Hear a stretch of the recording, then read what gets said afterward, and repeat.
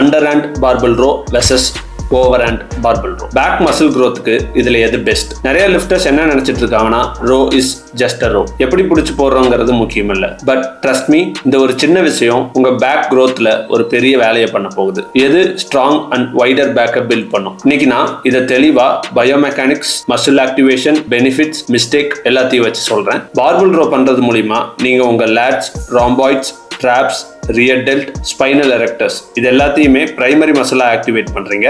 இது கூட bicep and ஃபோர் ஆர்ம்ஸை செகண்டரி மசிலா ஆக்டிவேட் பண்றீங்க. இந்த கிரிப் சேஞ்ச் பண்றது மூலியமா நீங்க எந்த மசில் ஆக்டிவேட் பண்றீங்கிறத நீங்க சேஞ்ச் பண்ணலாம். First, under hand barbell row.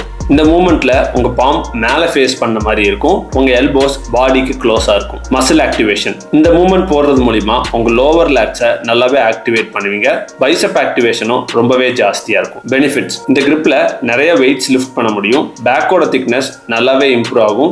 We taper achieve பண்ணி ஏஸ்தட்டிக் லுக் கொண்டு வரக்கு நல்லா ஹெல்ப் பண்ணும். ரிஸ்க் என்னன்னா, பேக் ரொம்ப ஆர்ச் பண்ணி பண்ணுனா லோவர் பேக் இன்ஜுரி வரக்கு சான்ஸ் ஜாஸ்தியா இருக்கு.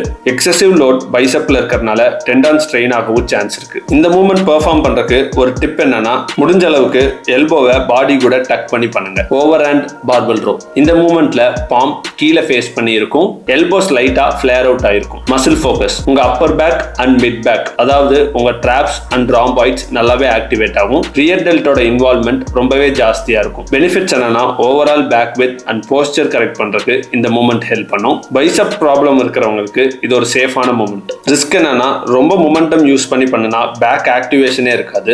பேக் ஆர்ச் பண்ணி பண்ணுனா லோவர் பேக் இன்ஜுரி வரக்கு சான்ஸ் ஜாஸ்தி இருக்கும். இந்த மூமெண்ட்டுக்கு ஒரு டிப்ஸ் என்னன்னா, உங்க எல்போவை பாடி கிட்ட கொண்டு வரணும்னு ரோ பண்ணாம டுவர்ட்ஸ் த சீலிங் ரோ பண்ணுங்க. ஃபைனல் கன்க்ளூஷன் இஸ், இதுல எது பெஸ்ட்னு ஒன்னு சொல்றது கஷ்டம். ரெண்டு கிரிப்புமே டிஃபரெண்ட் பார்ட் ஆஃப் பேக் மசிலை ஆக்டிவேட் பண்ணுது. ஸ்ட்ராட்டஜிக்கலா ரெண்டுமே உங்க பிளான்ல இருக்கிற மாதிரி நீங்க ஆட் பண்ணிக்கோங்க.